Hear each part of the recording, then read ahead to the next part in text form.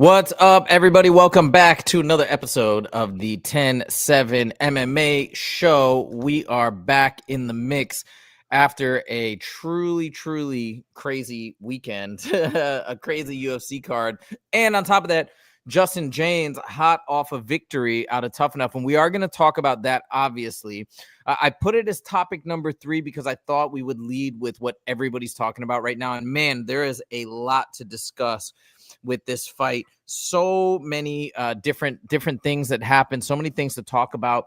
Obviously, we have the penalty, we have the eye poke, we have Dana White's comments after the fight. Clearly, Tom has rubbed him wrong, and I made a deep video about that last night. It's doing pretty well, so make sure to check that out, guys. I go into full depth of what I think is going to happen to Tom Aspinall. I think Tom Aspinall is about to have a major falling out with the UFC based on a number of things. I think it's pretty evident from Dana White's comments that he is persona non grata, so we'll see. We're going to talk about how that will play out as well. But yeah, we just have a ton to break down in this fight.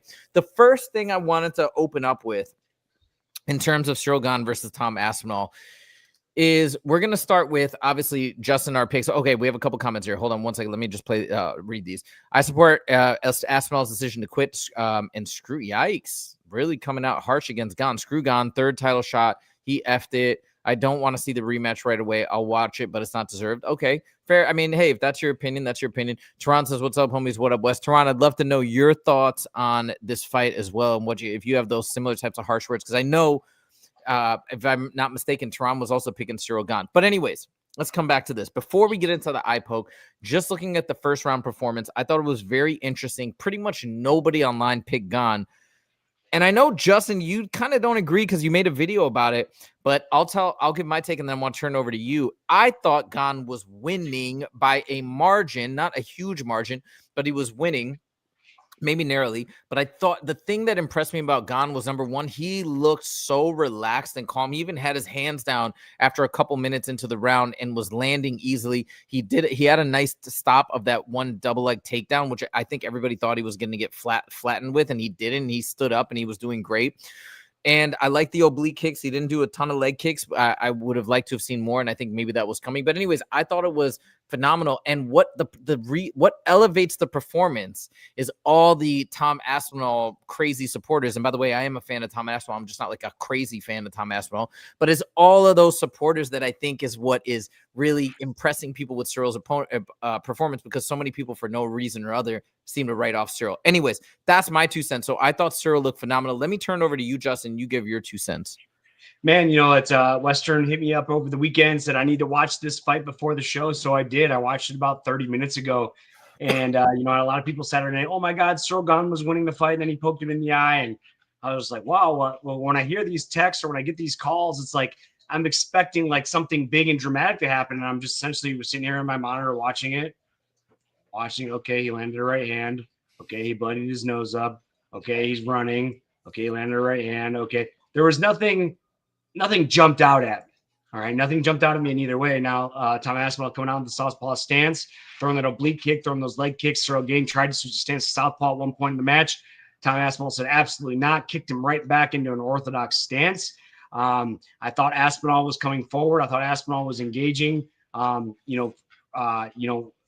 After talking to everybody and hearing everybody, and like, oh yeah, Ciryl Gane looks so much better than Aspinall would have thought. I was like, I mean, the fight only lasted a couple minutes, guys, and it's like, and I know you feel like 4.5 minutes. But it felt like they never got through that feeling out process. Yeah, there was one stuff takedown, but there was I don't know, man. It wasn't enough for me for either side. Ciryl Gane looked great. He's a world-class striker. He should be light on his feet. He did what you expect to do, but nothing on paper jumped out at me to think that, like, oh wow, Ciryl definitely won this fight besides the bloody nose.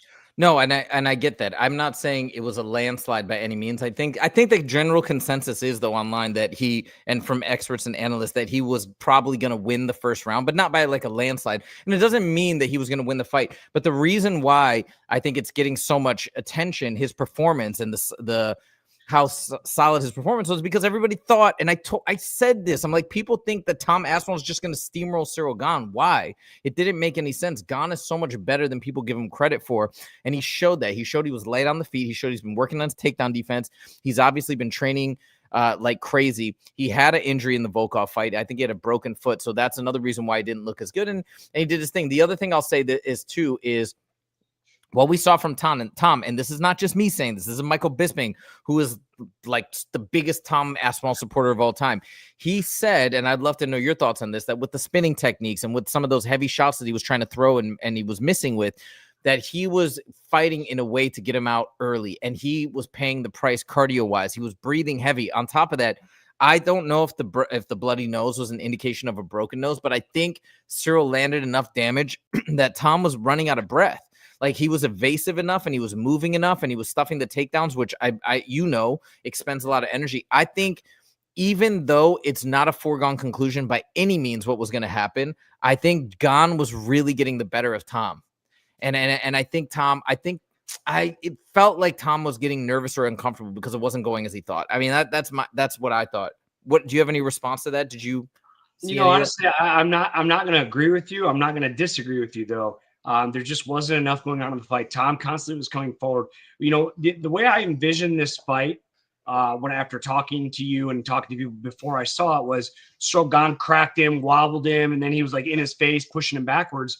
But that wasn't the case. Tom Aspinall was coming forward the whole time. Even when he landed that big right hand early in the round, even when he did land him up, he hit it and he ate it and he went through it. Now, listen, we're going to talk about the eye poke here. That was one of the nastiest eye pokes I've ever seen. I'm not a huge heavyweight fan, meaning I'm not a huge Tom Aspinall fan. I'm not a huge Ciryl Gane fan. I'm kind of neutral here. So my opinion I'm not emotional in my opinion. In my professional opinion and not non-biased opinion, I didn't see anything incredible. I actually had someone hit me up and it said Ciryl Gane like hit him with his best shots, and Ciryl Gane poked him in the eye intentionally to try to get out of there. I don't think that's the case. But someone did say that to me. I'm not going to say who, but I don't know, man. Not enough happened in the fight to answer all the questions. Oh, he stuffed a takedown. Okay, he stuffed one. Excuse me. He stuffed one takedown. Like, Merab shoots 50 times in a match. Like, Tom could shoot 6 more times and have 6. He could go 6 for 7. Like, you can't judge him off one takedown defense. And it was kind of a lackluster shot. He didn't really set it up. He kind of just dove in. And once he felt he didn't have the shot, I felt he bailed on it relatively quick. It's just not. There wasn't not enough happened for me to have a true judge of how the fight was going. Hey man, I'm actually in agreement with you. I just think the reason why Western comment. I said that. Yeah, the reason why it's getting all this attention is because of all of the weight that was put on Tom's shoulder that he was going to steamroll him. Now, I want to ask you a question though, and I want to talk. We need to get into the eye poke discussion, obviously as well. But when you go, let's go back to that takedown. Now you said, hey, yeah, big deal. He got stuffed on one takedown. He'll shoot 6, 7 more times. Merab shoots 50 in a fight. But the commentary team actually had I think it was the commentary team. They had a different take. And they said, actually, I don't think, or maybe it was Chael and Anthony, but one of those two duos or teams said, I don't think Tom was going to go back to the well and shoot more takedowns because he saw how easily he shucked it off. And shooting for those takedowns, especially at heavyweight, it requires a massive expenditure of energy. And so Tom was likely not going to shoot that much going forward. Do you agree with that? Again, man, it's not enough time to tell. It's really hard to make predictions. And I hate when these quote unquote experts, because there are experts actually making their calls, but when you're in there and you're watching, it's two different things, man. And unless Tom says, hey, I wasn't going to shoot for the rest of the fight because his takedown defense felt really good, I can't buy it, man. Tom Aspinall is a mixed martial artist. Ciryl Gane is a kickboxer. I can't think of any in any fairy tale land where Tom Aspinall doesn't try to engage in some grappling or some wrestling pressure. Yeah, fair enough. Okay, now let's talk about the eye poke and let's talk about the aftermath of the eye poke. So, of course, as I could have predicted, and by the way, let me go through some comments here. We got a ton of comments, and I haven't. Do you mind if I pull it up? Yeah, but give me 1 sec. Oh, wait. No. Get out of this. Get out of this. I want to. No, don't show this. Don't show this. Sorry. Yeah. No, we might get demonetized. I don't even want to look. Oh, really? But you Yeah, can't show yeah, yeah, it. yeah. It's too violent, dude. It's too violent. I mean, it may already. It's all right. Whatevs. But yeah, let's not show that. Hold on. Let me go through a couple comments. Okay. So John Dong is back in the mix. He says, "Sub." John Dong says, "I was telling everyone that Gane would surprise us. People told me that I was picking him to be different. I mean, I made a very, I think, obvious point in my video when I did pick Gane is that it's kind of a coin toss, and people are acting like picking Gane is so dumb. It's not even to be different. You could easily justify picking Gane over Aspinall or vice versa. So I went with Gane because he is my favorite fighter of the two. Tron said, from what I heard, Tom has only 2 fights left in his contract. We're going to talk about that as well, because that's going to be an important factor in, I think, how the UFC is going to treat him. And they're going to be rooting for his downfall like they were rooting against Francis. Western says, I do think Tom would have pulled ahead. I don't know, because I think his breathing was already compromised. I think I don't know. And I think he was demoralized, but he very well could have. He very well could have pulled ahead. Thomas throwing up spinning kicks at Smile. Yo, those spinning kicks were crazy, dude. It was like complete miss. Tron, I was getting real interested. It was getting very interesting. Oh my God, we got a ton of comments. I see Carrie Jane is back in the mix. Maybe Tom was breathing through his mouth because of his bloody nose. Yes, I think 100%. That's what I think was happening. I'm not saying he was totally winded per se, but the fact that he was forced to breathe through his mouth, I think it was going to create problems down the line, just like Justin Gaethje versus Max Holloway. That's why I think he was potentially in a bad spot. I'm not saying Tom Aspinall quit, but I think he was in a bad spot. Big Boars MMA says this is the first fighter who Tom is the first round fighter who KO'd before this fight and didn't do it to Gane. Yeah, so I think it was going to be very interesting to see what happened. Doug Style in the mix, he says, hello, everyone. And Big Boars says Jones fouls too, I guess, in response to Gane fouling. We'll do one more comment, and then we're going to get back to the conversation on eye pokes. And, oh, yeah. Kerry Jane said his dad did Tom no favor. Dude, that was insane. And because we have to talk about that, because that's part of the story. Tom's comments, or his dad's comments, Andy, saying that Tom is going to leave and not re-sign, and then he wants to go box. Like, what are you thinking, saying that in an interview fight week when you're supposed to be the heavyweight champ? You're supposed to be the ultimate icon for the promotion. It's just so common sense. We see this even at smaller promotion levels, Fusion Fight League. Like, why are you doing that in the midst of trying to build up this as the super fight? Because then that makes people think, no, your real objective and the big fights we should look forward to are down the line. Like, it's just so not being a team player. And the fact that his dad said that and got it on the interview, and now it's everywhere. I'm blown away that they decided to do that. Real quick. Sorry, Justin, we got so many comments. Amir says Gane looked darn good. Okay, now let's get into the eye poke, because as I could have predicted, Ariel Helwani has been on the show going bonkers today about how eye poke should be a strict liability foul. Essentially, like, regardless of intent, if you make that foul, you should get penalized. You should get deducted a point. And if it's a fight-ending injury, it should de facto be a DQ. Now, I don't necessarily disagree with that, because I've said something along those lines before. We talked about this with groin shots and eye pokes, because even if they're unintentional, they affect the fighter going forward. And so it would seem fair that there would be some sort of quid pro quo, something where you would just take a point to even it out going forward. So I get that. It's just funny that Ariel, of course, is making such a big point when it's his boy Tom Aspinall that this happened to. He didn't say jack what happened to Henry Cejudo, not from my recollection. But anyways, that's another point. So he's talking about it being a strict liability. Other people are talking about changing the gloves. Mighty Mouse says nothing will fix it, because the Muay Thai technique teaches you, which I know from experience, teaches you to kind of post with your hand open as opposed to a closed fist. So he thinks it's impossible to solve. Justin, as a professional fighter, fought at the highest level, fought this last weekend. What's your take, first of all, on the eye poke in this situation leading to a no contest? Are you happy with that call, or do you think it should have been a DQ or a TKO? No, I'm glad Tom didn't continue, man. You look at Henry Cejudo, legend of the sport. Love him or hate him, he is the king of cringe. But he took a brutal eye poke. It was a double eye poke too at that. And there was something I saw on Instagram the other day that I wanted to bring up. It's like, I've had 80 MMA fights, and I've never poked one person in the eye. I've had 80 MMA fights. I may have been poked in the eye 3 times, and it did happen last year with Armasana with the thumb in the eye. But like, the consistency of eye pokes, it seems to be a trend of style. Like John Jones, he's always getting called for eye pokes. So I think that I'm starting to sway more towards need to be penalized, because guys like me who have never had an eye poke on their whole resume in 80 fights, and you have John Jones has eye pokes every single fight. Like, the consistency of eye pokes, I think, does need to be addressed. And I saw someone did a breakdown. They took like top 5 fighters with the most eye pokes in every fight.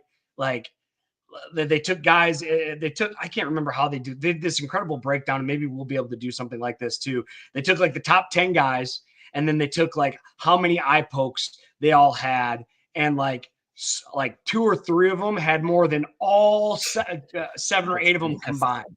That's so it's like, all right, is this an accident or is this a technique stamp? Is this from a technique standpoint? The video was very, very interesting. And I think that we could do an awesome breakdown of something like that. Okay, then I have a question for you. You said you've never poked anybody in the eye, so I'm curious as to why. I have an initial theory, but I know you always talk about how your reach isn't that long. Do you think that people with a longer reach, like I have really long arms, and sometimes when I'm sparring, I'll use my reach to kind of keep people at bay. Do you think it's the people that have longer reach, a la John Jones or Ciryl Gane, who have crazy reaches, that because it's embedded into part of their style, that they're more prone to it? Or what do you think is the difference? Why do you think you've never poked anybody in the eye? I think because I have like that Mike Tyson style. Like when I'm on my feet, my hands are clenched tight and my hands are up by my head. I'm coming out. I'll like shield block a little bit. I'm trying to block the right hand with my shield block. So when I say shield block, I mean, I'll bring my left elbow up and I'm looking underneath my forearm. So if that right cross or that right overhand is coming, I can adjust my right forearm to depending on the height of the strike, but I can still look through and see my opponent. So like I'm never extending out. I'm never posting because I only have a 67-inch reach. So I'm never posting on my opponent. When you have someone like John Jones, who's always trying to post, or, someone that's trying to stay away, play at range. Yeah, I could see it being more.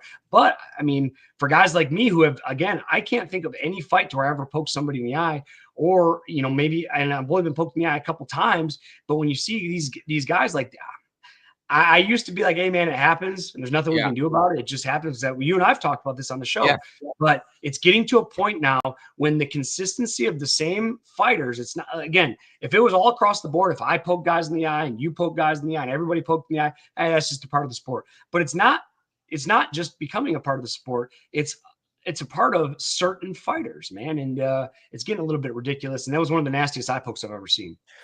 I think that it makes a lot of sense because once you increase the penalty again to being strict liability for taking tension out, it happens, it's causing damage, it's impeding the fighter. Let's just take a point. Once that happens, people will naturally adjust as opposed to like putting the onus on the UFC or the gloves or this or that. It's like put it back on fighters, or it's like, hey, I can either change my style to prevent eye pokes, or I can fight in the same way, but now I have to accept that cost. I have to accept the fact that I could lose a point or that it could lead to a disqualification. I don't know about the disqualification thing. That seems like a harsh thing because you can get poked in the eye, you could just bounce, right, and get a win that way. Like some people might exploit that, maybe not.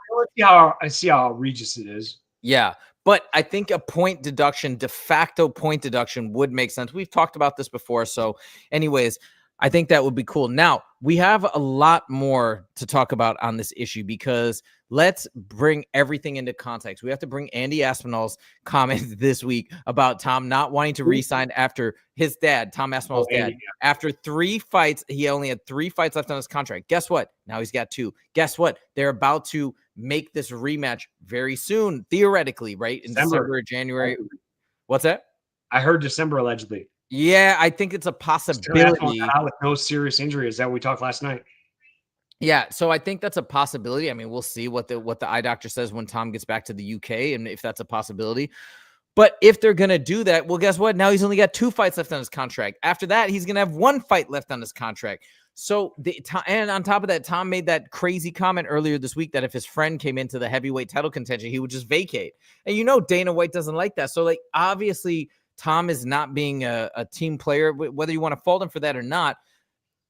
The UFC is not looking at him as an ally right now. They're looking at him as another deserter, basically like somebody who's going to do what Francis Ngannou did, go to boxing, make the UFC look bad. It's again now 2 heavyweight champs back to back potentially could have the same exit strategy and then go and get maybe do okay in boxing. But Tom's probably not going to do that well. He's going to do okay. I heard he's good as a boxer, but you think he's going to beat Anthony Joshua or any of these guys who've been training their whole lives? Probably not. It's a bad look for the UFC.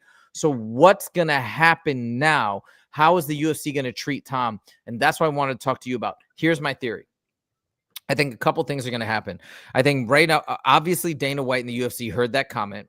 I think they're going to 100% hold his feet to the fire and try and make him sign a new contract. Maybe get him into like 5-fight deal, 6-fight deal. Maybe it'll be a good deal, but just make sure that he doesn't have that chance to exit.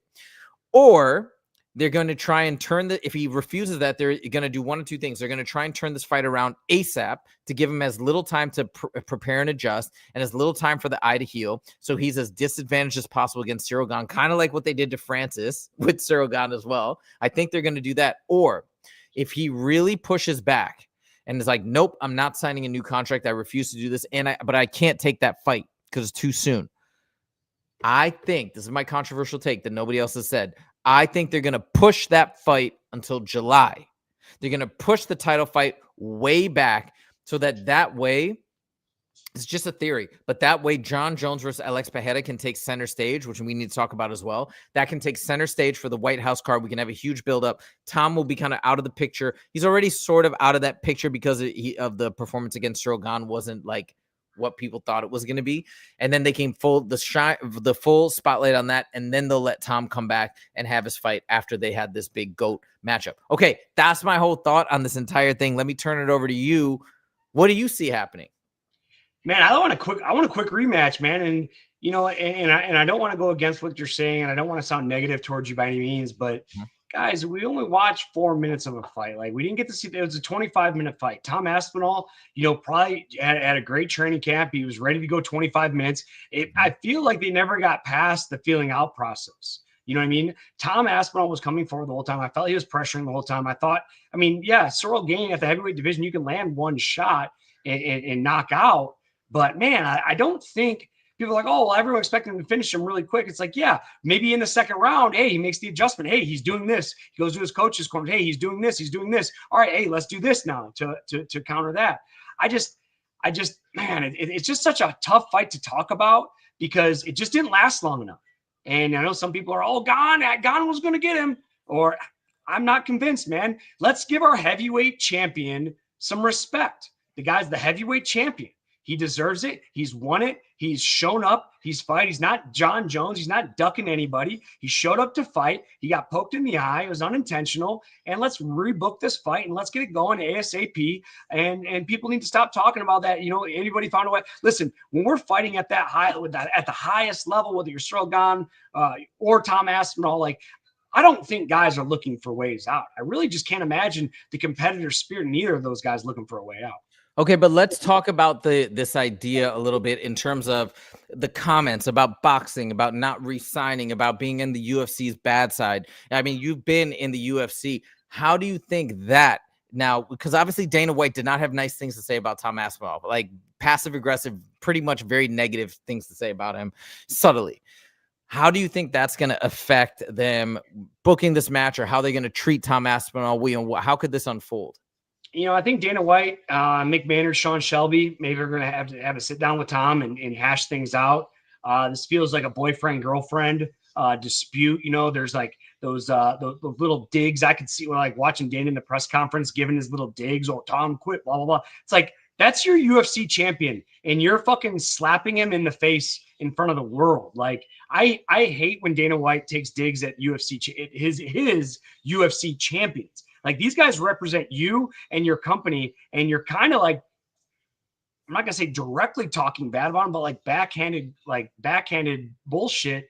And I just, man, from a business standpoint, and I'm not a businessman, so maybe I'm wrong, but I think it's very strange the way Dana White's handling this. Dana White's not a fighter. Let's make that clear.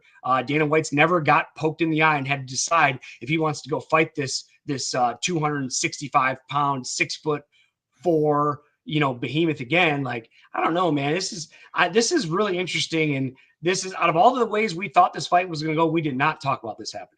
No, we did not. Okay, let me play devil's advocate just a tiny bit here, because I get what you're saying. You should support your champions as part of your product, as part of your team. But I think what's happening, I think the reason why we didn't see Dana White come out and support Tom Aspinall, I think he's clearly pissed off at what Tom is saying about wanting to go box and wanting not to resign. That's a really bad look. Again, they've just been down this road. They should know, Team Aspinall should know that even if they think this, they shouldn't be saying this, and let alone saying it publicly, because even those public statements, whether or not they do it, it makes the UFC look bad. It's a bad look. So that's why I think Dana White at this point, I think he wants Tom Aspinall to lose, just like he wanted Francis Ngannou to lose, because having somebody in that position of power and that authority at the top of the sport when they're trying to leave and box or like talk negatively potentially and not want to re-sign, that's a bad look. So I think that's why he's so pissed off. And look, was Tom actually trying to find a way out? I don't know, but I know Dana's now trying to spin it that way, because in the event that Tom wants to leave, what is he going to do? What did they try to do to Francis? They tried to smash as much of their star power as possible on the way out. So there's not as big of a hullabaloo when they leave or go somewhere else or do something else. They want to drain that star power from them if they really think that he's going out. So again, from a business standpoint, I think that this is why the UFC is acting like this. And on top of that, when we talk about the eye pokes, like, yes, Dana White has never been a fighter, but I have to imagine, look, even if deep down he's like, I kind of feel for Tom, I think publicly they can't lean into, hey man, you get poked in the eye, you got to quit, because then all these other fights, they would rather, for the product, for the fans, and I'm not saying it's the right thing, but they would rather the fight continue so people can see the fight. What was happening in the crowd? Everybody was booing. So from that perspective, I think Dana, regardless of what he truly feels inside, what he really thinks Tom should have done or should not have done, he's got to play that narrative. So that's why I think he's talking that way. Yes, it might seem like he's not supporting his UFC champ, but I think it's a larger play to encourage fighters to, like, yo, stick it out, stick in there, and keep going. When you got poked in the eye in your fights, you said you got 3 times. Did you continue, or what happened? Man, you were at the last time I got poked in the eye. Armasana threw the uppercut. I got a thumb in the eye. I looked at Chris Towney. I'm like, hey, thumb in the eye. Chris goes, continue to fight. And then about 5 seconds later, I got spinning heel kicked right in the fucking mouth and knocked unconscious in front of everybody. It was fucking embarrassing as fuck. And it's funny because Chris Armasana fought after me this past weekend, and he poked Kenny. I don't know if he got poked or Kenny got poked, and Chris Towney was the ref. Chris is a buddy of mine, so I can say this. But I remember when Armasana poked Kenny, and Chris stopped the fight, gave him time. I'm like, Chris, you didn't stop him for me. It's kind of a funny moment. But going back, what I was holding my finger up for was, did Tom Aspinall say he wanted to go into boxing after his contract was up before the fight? Yes. Okay. Well, I didn't. Okay. That's crazy, right? I thought that the fight happened. Dana White said what he wanted to do. Then Tom Aspinall came out. So, okay, now I can see why Dana White can be, okay, I have to change my position here a little bit. I thought my timeline was messed up, guys. I'm going with Dana White here. Yeah, the UFC champions already talking about leaving the organization. Yeah, I signed with Dana White here. Yeah, it's a terrible look. Okay, we got a ton of comments, so let me go read through some of these that we have missed. So Western, let's see, they have something to discuss. Yeah. Huzefa, Moggs, your reach, Justin, let's go. I got pretty long arms. I think I have like 6'1" wingspan or something. Yeah, 67 inch reach, but I got fucking powerhouse. Yeah, I know. I remember I asked on Friday if I'd have a chance against you during your weight, or right at the height of your weight cut, and you just laughed. So there you go. There's your answer. I didn't even, yeah. I don't blame Tom for potentially leaving the UFC. Why? What do you mean by that? Why do you? I mean, it's not. I mean, I don't blame him. He should do whatever he wants. But what do you? Tell me more, Tehran. What you mean exactly when you say that?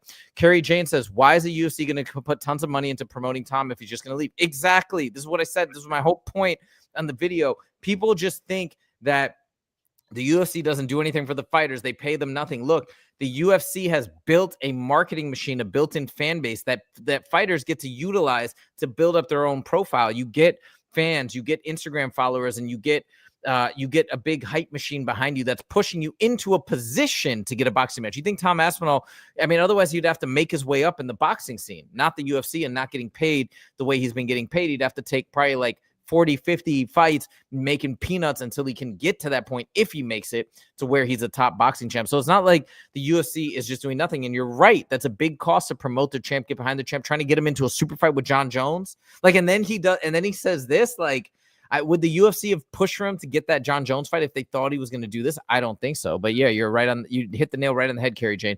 Matthew says, "What's up, guys? Tom should have never put that video out." I know, dude. Multiple things that Tom put out this week. He put out that video of him saying, "I would retire here." Andy Aspinall, whatever network, where they said the thing about him wanting to box. And then the statement with Daniel Cormier, Tom Aspinall put that out with Daniel Cormier's like, "Dude, you're going to run through the division. Jailton Almeida's can't fight," all this stuff. Like, why would Team Aspinall put that out? It doesn't do anything good for Tom. It just makes the division look bad and then makes Tom's run look less impressive. Like, I don't understand Team Aspinall at all. I feel like they really made a ton of blunders this week.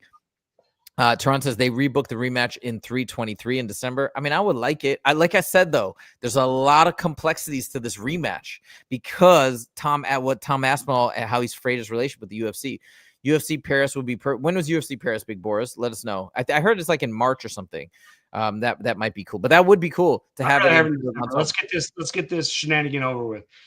It would be a good fight, and it would be a great thing to actually add to the last pay-per-view. That might be a win-win, but I'm telling you, dude, if Tom does not extend his contract, it's going to be a problem. Mark my words. If Tom does not extend the contract, I mean, unless they can bank on Ciryl Gane going in and just smashing Tom, like, I don't know, man. I don't know how it's going to play out. I really don't. Matthew says, "Where's Tom going to go? Box who? He would get." That's what I'm saying. Exactly. How is this like? How I'm just crazy. I'm literally losing my mind with the Aspinall team and what they're talking about. Dana values loyalty a lot. He probably sees, of course he does. Well, he is being disloyal in my opinion, honestly, right now to some extent. I mean, you could do what you want to do. You don't have to re-sign if you don't want to re-sign, but like to talk about it publicly in the midst of like this huge title fight, yeah, there's obviously a tinge of disloyalty there. I mean, I have to admit that that's true. What do you think? I have a take on that, and and we can sit here and bash the things that Tom said, but let's keep in mind Tom Aspinall waited for months and months and months and months and months, maybe even years, to even have a chance at a title shot because of Dana White, because of John Jones. So maybe there's some animosity on that side too. Like Tom's like, "Hey, I'm the face of the division. You haven't given me a chance. Like you get all this time. Like, what do I need to help you out for? Oh, I finally get a title shot. I earned this. He earned this title shot. Like Dana White isn't putting him in there. He earned that title shot. But think about how long Dana White and John Jones made the heavyweight division basically be put on pause. And maybe there's some animosity towards that. And, maybe Tom felt that, because we don't know. Guys, listen, this is a fact. This is not fiction. There are so many things that go behind closed doors that you will never know, that I will never know, that Josefa will never know between managers. Sometimes the fighters don't even know. I was talking to Roman yesterday about Armasana, and I'm like, dude, this guy, he lost his fight over the weekend, but I'm like, dude, this guy knocked me out. He had a flying knee knockout in his next match. He was on like a 4-fight win streak. Why isn't he getting signed to the UFC? He knocked out a UFC vet in the first round. He knocked out a UFC vet in the first round, two in a row on a 3-fight, 4-fight win streak. Why isn't he in the UFC? Oh, well, Sean Shelby doesn't like his manager. Like Armasana doesn't even speak English. Armasana doesn't talk to Sean Shelby. His manager does. So there's a lot of things that are going on behind, and that's, I know that doesn't relate to this story. No, but I get it. But you understand what I'm trying. Yeah. The point I'm trying to make. There's so many things going behind closed doors that maybe Dana White did him dirty on this other side, or his manager's like, "Fuck Dana," or maybe this or maybe that. There's just that, and that's the crazy part of MMA. It's a crazy part of professional sports, because this management, there's a third party involved in this, and all these like, "Oh, well, Tom didn't want the contract, or Tom didn't sign, or John didn't sign." It's not John or Dana or Tom all the time. Sometimes it's their manager. Sometimes it's somebody else involved. There's so many moving pieces that the public just is so unaware of. It's really just it's tough to talk about loyalty, because for me, I thought I was loyal to the UFC. I showed up short notice every single time. They put me in a bad circumstance 5 times in a row. I tried to persevere. It might have been a bad circumstance, but it was an incredible opportunity. And at the end of the day, I never was a favorite in a fight. I was always a -200 underdog, or a +190 to a +210 underdog. Like, it's loyalty in the UFC. Like, there's no loyalty in the UFC. What you mean by loyalty, Carrie Jane, is, do you make money for the UFC? Okay, yeah, we'll help you out. There's no loyalty in the UFC. I do. Okay, well, you're the one that's actually fought for the UFC and been in that. So I have to defer to you and give you your opinion a lot more respect than mine. I guess all I can say. I have a salty opinion. I have a salty opinion as well. Fair. So I guess like I like the devil's advocate opinion. I look at our experience with Fusion Fight League as a little microcosm of probably what's going on in the UFC. It's like we all kind of generally understand we want to build the product up. We're all part of a team. We want to think about it. Does it even cross your mind to like, we're always trying to do the best of our ability, right? And obviously you can be critical of fighters when you feel it's warranted, but like in general, we're trying to build them up. We're trying to build the fights up. We're trying to talk emphatically about things. And of course, that's because we love the sport. Like it's easy and it's sincere. But my point is we wouldn't go out of our way to criticize the organization or talk, you know what I mean? Like basically dissuade people from fighting in the organization because like that goes against the bottom line. So I get what you're saying, that obviously the UFC is going to go after what they want at the end of the day. And you're not going to be at the forefront of their attention and their mindset when they're trying to like do what's right for business. Like I get that, but I do think while you're putting on a show together, there is an element of, hey, let's be on the same page. Let's be a team. And I think with Tom's comments and his behavior, I think that Dana White now no longer looks at him as a team player. And on top of that, I do think Dana White really liked him before. I think he was trying to get that fight with Jon Jones and Tom Aspinall. He's saying very positive things about him. Everything changed. And I think it changed specifically because of those comments. And now Andy Aspinall and Tom Aspinall made it clear that they don't want to stick around. Okay, let's go through a couple more comments. Carrie Jane, I think these guys are talking about Rebecca. They're all saying he's one of his favorite fighters. Big Boar says Tom's dad said, but still, I know Tom's dad, but dude, that's his manager. Clearly, if his dad is saying it, manager. Yeah, like, dude, if he's saying that, obviously they've had conversations. Obviously, it's what Tom wants to do as well. Now, Andy did say in that same interview, no, but Tom just only looks at the next fight. So right now, always focus on the Ciryl. But come on, like, that's a bad look because they're a unit. Okay, I'm not saying it's a guarantee that that's what they're going to do, but it sure seems like it to me.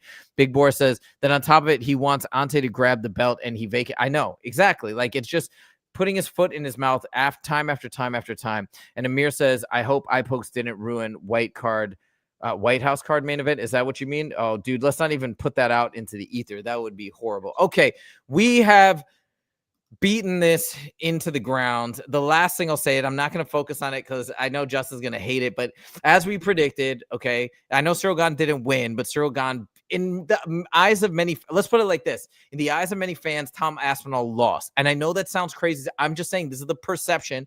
It's partially the fault of all the MMA YouTubers that were just beating the drum for Aspinall, saying he would destroy Jon Jones, which I never believed. And they said that, oh my God, he's the new coming. He's the best ever. And so you build up this notion of like, he's going to steamroll, kind of like Hamzat, right? He's going to steamroll him. And then when he has like a close fight, everybody, all the aura is lost. It's because of all that hype. So look, this is what has happened in the fans, in the zeitgeist, that Tom Aspinall is no longer this unstoppable juggernaut, which means we now have opened the door. This was the main reason why I wanted Gane to win. We've now opened the door to the super fight, which I'm so excited about, which I know Justin is not. We won't spend a ton of time on it. But of course, like clockwork, Jon Jones came out. He put a little eye patch on his emoji of the duck, and he said something he said to Alex Pereira that he wants that fight in Washington in June. I really, really think that's going to happen. I think Dana White wants it to happen regardless of what he's saying. And the last thing he did is he posted again today.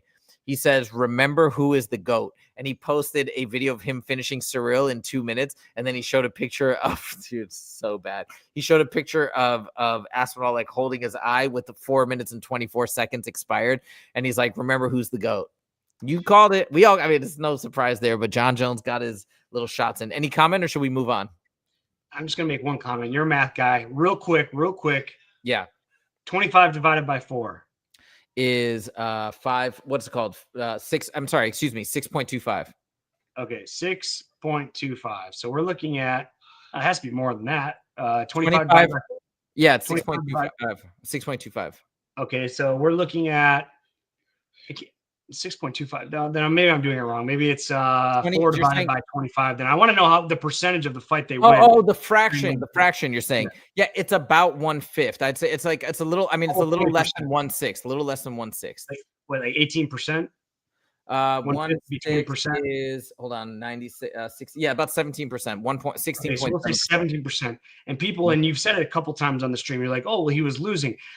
Dude, I mean, they had so much more time to fight. Tom Aspinall could have went back to his corner in the second round and said, hey, Gane's doing this. He's starting to get tired. Let's pick it up, and then finishes him in the second round. You know what I mean? Like, these are the two. I just, and I'm not pointing to you. It's just, it's frustrating as a fighter that they're so critical. I've went out, dude, if you guys, man, I had a fucking war over the weekend. I won the first round. I lost the second round. I end up winning the third round. Like it's, fighting is so crazy. Anything can happen. Ciryl Gane could have knocked Tom Aspinall out with one punch at any time. But really, I mean, Ciryl Gane landed that one really good right cross that broke his nose or bloodied his nose. And I think he landed two big right crosses, but that was really it. It wasn't like he was putting on, like when I heard like the YouTubers and the people on Instagram talking, I'm thinking like, man, he picked him apart, made him miss this and that. It's like, I mean, he landed a couple good shots. Yeah, sure. And Tom didn't land any good shots, and he got his takedown stuff. But to say that he was clearly winning the fight, I mean, we're 17% into this championship fight. We only got 17% of it, man. And there's just so much more that could have happened and could have went down. Like I said, what if Tom comes out all bloodied up in the second round and puts his hands down and walks forward and just starts playing with Ciryl? I don't know, man. I just don't like the narrative that Ciryl Gane was winning the fight, because again, so much more could have happened. And Ciryl Gane, I mean, he was going back. He was on his back foot the whole time. And here's another thing: when you're on your back foot, when you're moving backwards a lot, it's hard, it's easier to defend takedowns. So that's another thing. When like guys, like when you watch like Hamzat fight, he goes in there and makes it look for a brawl. He waits for his opponent to strike a lot. If his opponent's going backwards, he's not going to shoot in. Although he's coming in, but his opponent's either holding his ground. He's not going backwards. Ciryl Gane was going backwards a lot, which in turn gives him a little bit more space, which in turn helps his wrestling defense a little bit more. So again, I'm just not sold that Ciryl Gane was going to win that fight. Hey, listen, I'm not sold either. Nobody can be sold. I'm not saying that it was a foregone conclusion by I'm not just saying you. I just mean people in general. For the YouTube community in general is like, oh, Ciryl Gane was winning and Tom Aspinall need to way. I was like, I don't know about that. He was winning, okay, by a very slight margin. But the thing again, it's the reason why the backlash is the way it is.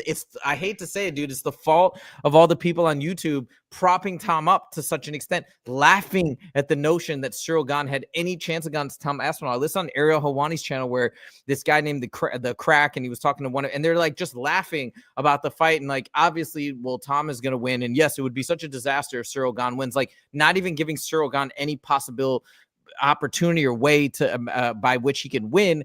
And that's why people are giving Gane so much credit, because the narrative was so off. And I think this is what has given Gane the credit and also opened the door to this super fight, which I do think will happen. We're not going to belabor the point because I know it's not a fight that you're really interested in. And Western does say goodbye. Take it easy, Western. Thank you for joining. We need to talk about the fight of the weekend. Justin Guitar Hero Jaynes back in the win column. So take it away, Justin. Tell everybody that's on here right now. Tell us about your fight. Give us the whole breakdown. Man, it's so funny. I was really fortunate to talk to you last night for a little while. I gave you a whole breakdown of how everything that went wrong went wrong. It's the story of my life, and I've learned to smile and just endure it. And I think it just makes a better story for the outcome.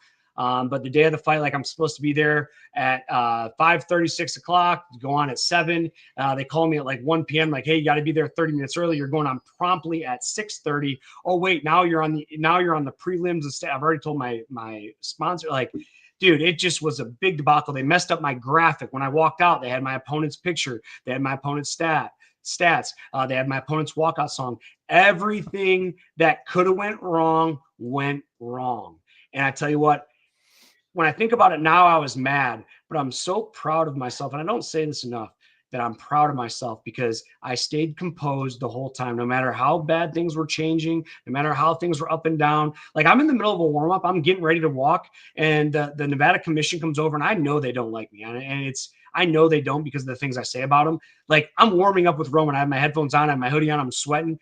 And he's like, hey, I need you. I was like, dude, we're about to walk. He's like, oh, nope, you got to do your drug test. I'm like, dude, can I do it after the fight? Like, my music is about to go on. Nope, you need to do it right now or I'm canceling this fight. And I'm just like, what's happening? So they had to do a 10-minute intermission. So I had to go do my drug. Like, it was just this, everything that went wrong.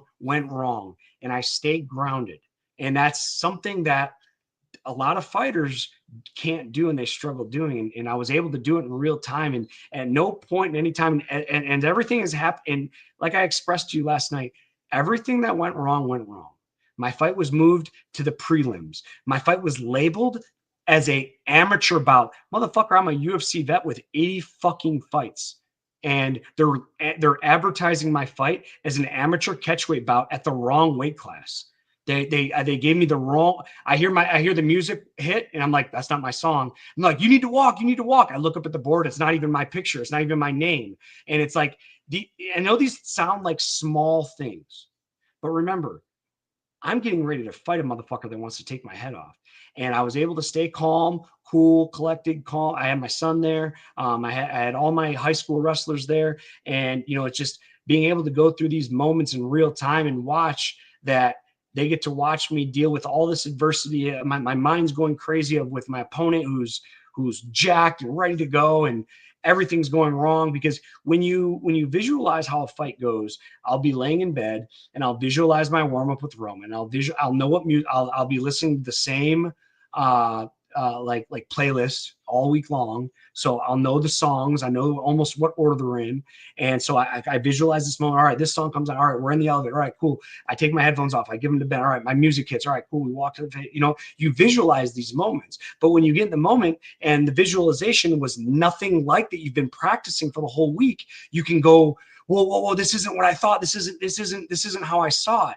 And that's what was happening. But I was able to ground myself and keep myself centered at the task at hand. And the first round came out. And dude was a phenomenal kickboxer, man. He kicked me in the head. He rocked me, hit me with a great 3-piece, stumbled me from my inside. I might even drop to a knee. I have to rewatch the fight to find out. But I got him down, beat on him in the first round. Second round, took him down again. He reversed the position when I went for a submission. Ended up beating the crap out of me a lot on top. Third round came out. And the only thing I remember is Dennis Davis saying, hey, listen, the next 5 minutes determines this you never know when you're going to fight again. This might be your last 5 minutes in the cage, because you never know. I might never fight again. I mean, I can tell us right now that I probably will, but I might not, And if that was my last, I remember thinking to myself, I'm like, how do I want to be remembered for the last 5 minutes in front of everybody? Because I sold $10,000 worth of tickets. I had my whole high school wrestling team there. I had my family there. My mom was there. My son was there. Like, dude, when I walked out, like, even with the wrong music, like it was the coolest atmosphere I've had 80 fights, and it was the coolest. I've never had anything like it.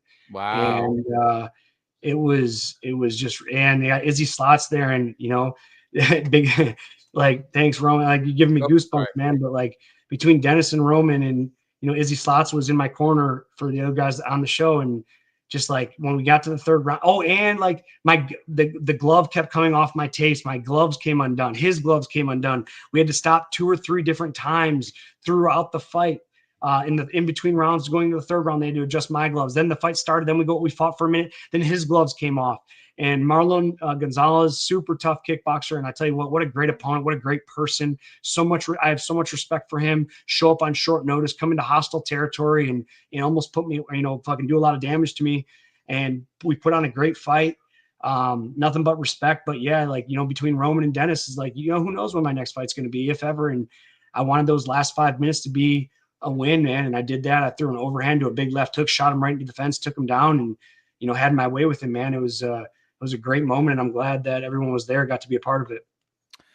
Izzy says they had 7 or 8 glove mishaps. Jeez. Carrie Jane giving you some support and positivity. She said you should be very proud of yourself for staying on track with all of those distractions and problems. I want to say something, by the way. I kind of said something to you about this last night, but you started off and saying everything was going wrong, and that's the story of my life. And I told you roughly the same thing. I'll say it again, and this is for anybody else that's listening, because I firmly believe this. If you start saying stuff like that, like this is the story of my life, then that will be the story of your life, because it's also part of the manifestation idea that's talked about in Mind Magic. If you are starting to believe that these patterns are just part and parcel of your existence and you focus on them, I do believe that your subconscious will hone on to those, and those patterns will keep reemerging. However, if you instead say the story of my life is I get adversity and I overcome it. I deal with it. Maybe I don't always come out in the way that I want, but I have the wherewithal and the mental strength to overcome it. And look what I just did. Look what I just pulled off. I had that big victory. Anyways,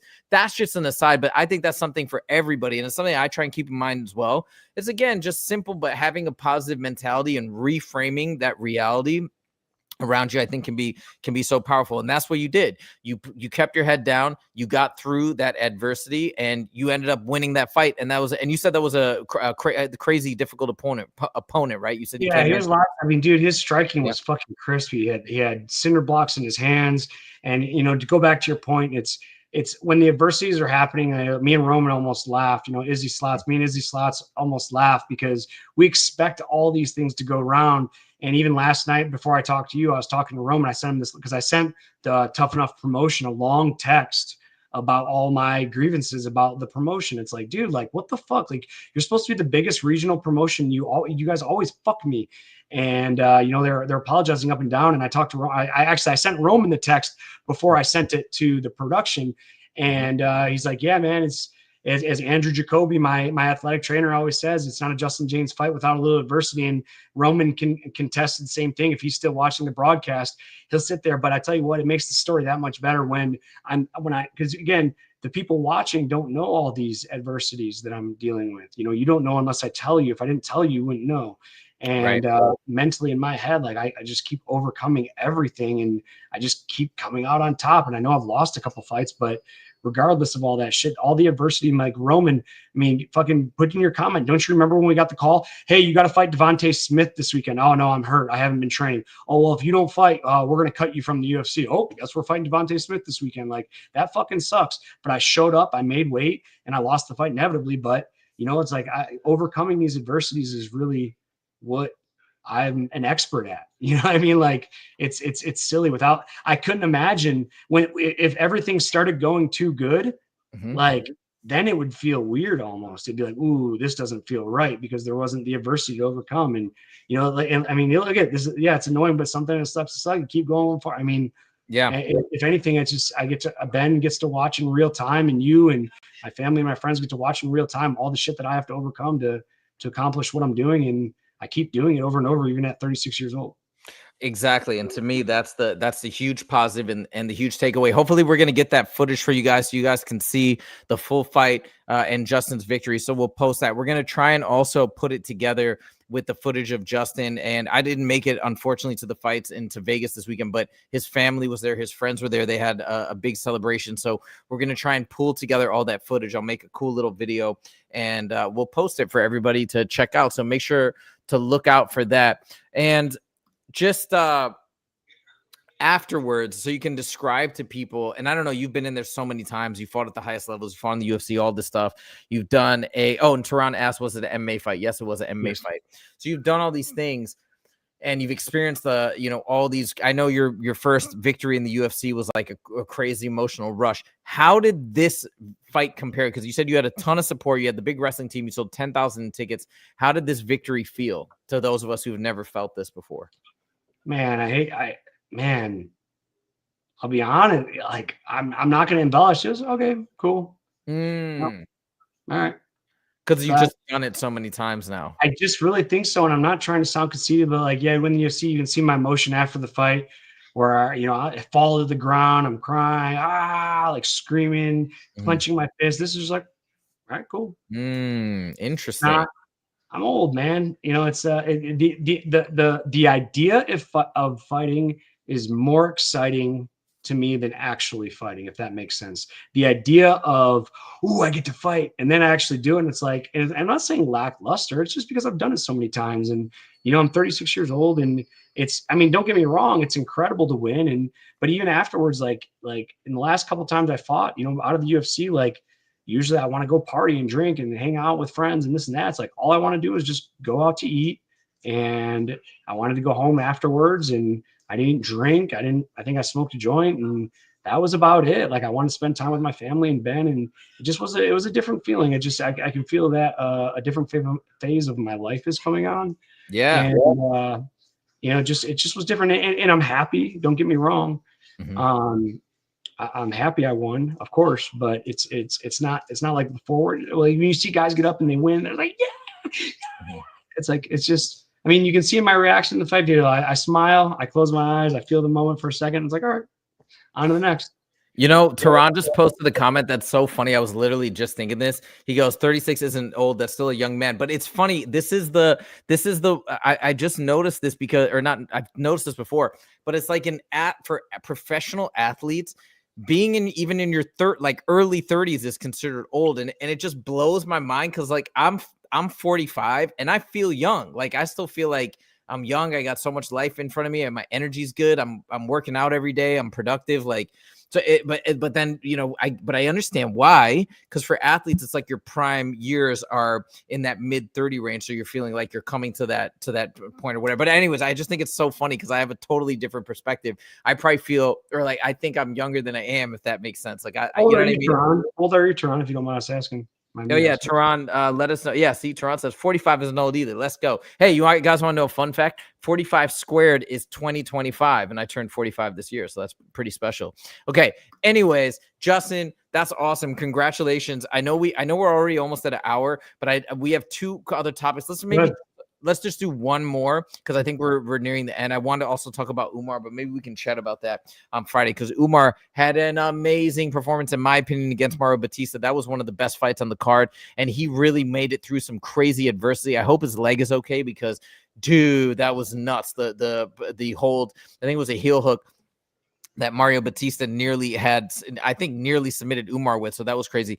I want to talk about Mackenzie Dern, that I believe is really the golden child of the UFC. I feel like she's got such a great relationship with Dana. Oh, by the way, Tehran said he's 30. He's a June birthday. Yeah, let's go, Gemini. I'm June 17th. What's up? But yeah, anyways. So Mackenzie Dern pulls it off. It's no secret that the UFC probably wanted Mackenzie Dern to win, has been wanting Mackenzie Dern to win this title for like years and years. But I was even rooting for her and people were calling me a simp and all this stuff. It's like, why can't I root for Mackenzie Dern? She's awesome. Why? But because people are dumb and they just think that because she's attractive, all of a sudden, if you're rooting for her, it's like because of that. It's so silly. But let me say something. Okay. Mackenzie Dern is such a great champion, such a legend. I'm so impressed with not only her mentality and the way she just always spreads positivity, in my opinion, but the fact that she has transformed her fight style to become, I think she looked great on the feet. I thought she looked like the superior striker to her opponent yesterday in that title matchup. And I was so impressed. And the last thing I want to say is what she said to Ciryl on his show today during the interview is that immediately what she was thinking is, wow, if I just live my life every day like I was in camp for the last 8 or 10 weeks, we got so much done, we made so much progress. Holy smokes, what's the limit? Where can I go? And she's like, it just winning the belt. You know what she said? Winning the belt motivates me to just work that much harder. Like, how can that not? Yeah, I'm totally sorry. I know, but how can that not get you excited about this champion where she gets the belt and she doesn't want to go on vacation? She doesn't want to take a break. She doesn't want to soak it into it some extent, but she's just thinking, how can I level up even more? I mean, Justin, from what I know you're not maybe the biggest female MMA fan per se, but in terms of what I just told you in that mentality, doesn't that get you excited now to see Mackenzie Dern come back? And I am a fan of women's MMA, man. It's just I have a lot of respect for them. They put in the work, and the women's divisions are coming around. A lot of these girls are really technical now. You Ronda Rousey can't come in just headlock everybody and armbar everybody. You know what I mean? These girls can actually fight. And I saw one of the broadcasters. I don't want to say, half of me wants to say Michael Bisping, maybe but someone said that this was the most pointless title fight ever, and it's like, how do you say that, man? Like, these girls are chasing after their dream, and I know the other girl is like super, super unattractive, so I'm definitely probably going to root for the more attractive one. But regardless of that, man, and you and I talked about this last night about being in fight camp. It's like, why do I keep fighting? It's like, I feel centered when I'm in fight camp. I have a goal, and I can keep my life in track. I know I have to do A, B, and C in order to be prepared for B or for D at the end of the day. So it's just like, I understand what she's saying, and I get it, man. And that extra motivation. She's a mom too, and her kids get to watch her flourish at the top of the division. I think it's great. Yeah, I think it's awesome. I cannot wait to see her fight. And the cool thing about her is because of the mentality I feel that she possesses and the way that she wants to be, is she's a bit of a perfectionist. I think she's going to come back better and better and better every time. So I love that Mackenzie Dern is on top. I'm sure the UFC is thrilled. She's a great champion. I just want to say that as we close out the show. Massive congratulations. But I like, even as much of a disaster, going back to the main event, even as much of a disaster as it was, it kind of wasn't a disaster, because the outcome will be we get a rematch between these guys that'll be way more hyped up and anticipated than the original fight. Now everybody's going to be not necessarily switching to Gane, but there's going to be a lot of people that are going to pick Gane that would have picked Tom before. So we get that. We are probably going to get the Jones versus Pereira fight, and now it's going to have way more hype behind it just because, Tom Aspinall didn't go out there and starch Ciryl Gane like Jones beat him very quickly and very handily. So we have actually a lot of interesting positive outcomes despite the weird way that the main event at 321 ended. So I think we do have some things to be grateful for, some things to be thankful for. And that is it. That is our recap of the UFC 321 show. Tehran says, I was looking during butt. Dude, everybody was just raising my hand to say, yeah. I thought you were saying, yeah. Sorry, Justin. Go. No. I was raising my hand to say he asked. Oh, you were saying yes. Oh, okay. That's what I thought you were doing. I thought you were saying, no, I'm raising my hand to talk. Okay, got you. Yeah. Hey, well, whatever. To each your own. However, your fandom. You raised your hand too. I saw you half raise your hand. However, your fandom of Mackenzie Dern, I guess, manifests that way. It's all good. Wester says, hit that like button. We would really appreciate that. We hope you enjoyed the show. We're out here trying to do the best show every week, twice a week, actually, that we can. So we hope you're enjoying it. We also hope you're enjoying all the extra content and videos as well. Justin just made a video reaction to the Gane versus Aspinall fight. That's about to get released, I think, right after the show. I made a big video on why I think Tom Aspinall is in deep trouble with the UFC, a full 30-minute breakdown or a 24-minute breakdown, something like that, if you guys want to check it out. So that's all we got. Justin, did you have one final word? Yeah, so it's funny because, you talked when we were talking about our subject 3 of the win. You're like, how did you feel after the win? And I was like, I came up, raised my hand. You look. I'm doing it with my cross or my mouse right now, but when you look over here, that's how you want to feel when you win. Oh, right there. Yeah, exactly. That's the feeling that we're looking for, and unfortunately, I just don't get that. I don't have that feeling anymore when I win. Hey, listen, that's fair. And I think we all go through these moments and periods in life. And I do think, I'm not saying this is 100%, but I do think that's an indication from internally, from our mind, from our spirit, from whatever you want to call it, saying, hey, maybe now it's time to shift energies and focus onto something else. This is just, again, this is unrelated to this specific example in the sense, like, I'm not talking directly to you, but I've noticed that in my life in general, where certain things that were super fun and exciting, they kind of lose their luster a little bit. And that, to me, I've learned over the years that that's usually is like an indication from within or external or whatever to, hey, maybe it's time to shift trajectories. You bring up one point. I do want to mention this right as we close out, because I can kind of give you a sort of similar situation that I can relate to. It's going to sound very different, but it is kind of similar. Right around the age of 35, actually right at 35 on the dot, if I'm not mistaken, I used to be like the biggest partier ever. I used to love traveling and go to Ibiza, go to Brazil for like 3 weeks and just rage like a madman. When I moved to LA in 2013, I was out like 3 nights a week was a chill week for me, right? Like I was out all the time, partying it up, going crazy, just doing my thing. That was such a big part of my life. I used to, if I didn't go out on a Friday night and rage, I would wake up Saturday feeling like a part of me was missing. Like I was like, man, I don't have anything to reminisce about, or no crazy adventures, or no funny stories to talk to my buddies about on the phone, or like, you know what I mean? Like I felt like I was missing something. I don't know if that kind of is similar to what you're talking about. Yeah. But then all of a sudden, one day, I just woke up in that summer when I was 35, and I'm like, some of you guys might be like, dude, that's really old. What's wrong with you? I was like, it is what it is. I'm a little different. But I woke up and I'm like, I don't want to do this anymore. I want to focus on my company and my business, because I had started a company like 2 years prior to that, and it hadn't really been going the way I wanted it to go. And I just shut everything down. And people thought it was insane that everybody that knew me from law school and every other place in my life, I was always known as just the ultimate party machine. And like I could party all night, go to bed, sleep for like 4 hours, get up, work out, go to class, like do all my things, right? And I just shut everything down. At first, people were confused, but then now I've adapted to it. And I think that was something inside of me being like, now it's time to shift. And now I don't even want to go back and go crazy. I mean, occasionally, right? We went to that Halloween party last year, and occasionally I like to get out and do my thing. But overall, I've changed. I've shifted. So maybe this is all of this to say, maybe this is your now new shift. Whatever that shift will be, we'll see. But that's my 2 cents. So I think it might be a blessing in disguise and a beautiful thing. All right. That's all we got for you guys today. Thank you guys so much for joining. I hope you enjoyed the show. Like we said, we'll be back Friday, 1:30 p.m. PST, and we'll dig deeper and talk more about all these things that happened this week. And we'll look ahead to fights that are coming, because we got a lot of crazy fights before 2025 closes out. Thank you guys so much for joining, and we'll see you in the next video. Take it easy.